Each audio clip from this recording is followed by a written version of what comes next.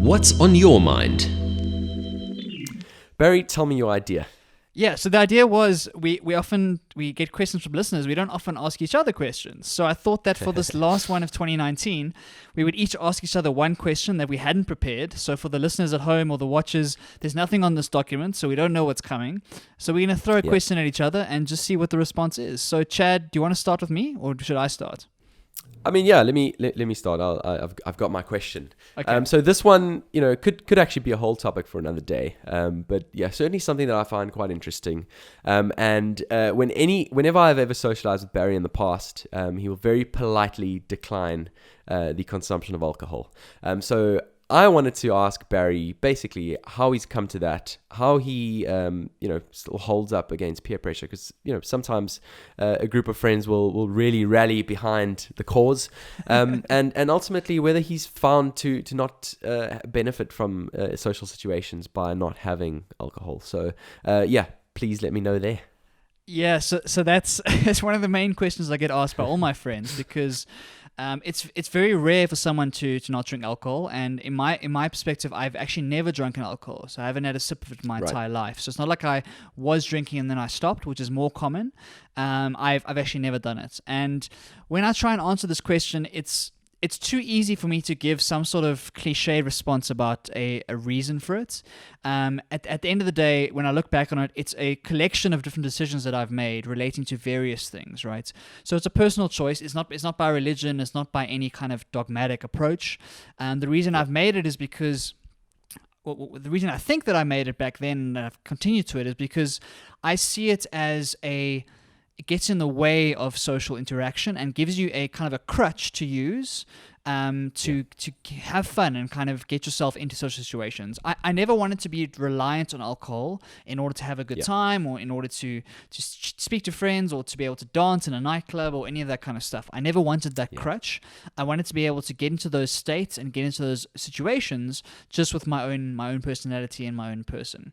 The second thing for me is that I personally think alcohol is not great for the human body. I think that the effects that it has on a long-term basis on your immune system and on your liver and on your body in general is not good. And also I struggle to identify with the idea that you lose the whole the next day. If you go out and you get really drunk the one night, you go out the next day and you've got this hangover and you lose that entire day. And I never wanted to be in that situation. The third piece is that when it comes to my personality, knowing myself, abstinence is much easier for me than moderation. Right, so I could easily say that, cool, I'm going to go out and have one beer a night, and that's a perfectly reasonable thing, and I don't, a lot of my friends do it, and that's completely fine. Like, I've got no issues with that myself. But when it comes to, I struggle with moderation. Once I start doing something, I tend to overdo it, and in various other points of my life that I've done it with various other things, other vices. But alcohol for me is, if I can stay away from it completely, it reduces that need for it at all, and I'm living a much happier life, I think. When it comes to the peer pressure, yeah, it's something I've dealt with my entire childhood. It was a lot tougher in my kind of teen years, where the macho thing to do and kind of the cool thing to do in those situations as a teenager is to drink, and going to those parties and turning all of that down is a challenge. But what happens is the more you do it, the better you get. So it's building a muscle, right? The more you say no to it, the easier it is to say the next no.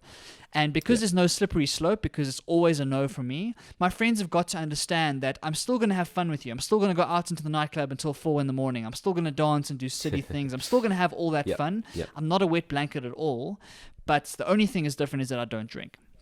And once your friends realize that, and often you find out who your real friends are and who your fake friends are, once your real friends find out that, then it's not an issue anymore. And so right now in my life, it's not an issue other than on first dates. So first dates is rather awkward because you'll go with a lovely lady, you'll go to a bar or whatnot, and you let the lady order first, of course, so she orders her glass of wine, and then it comes to me and I ask for my Coke Zero, and she looks at you like, what?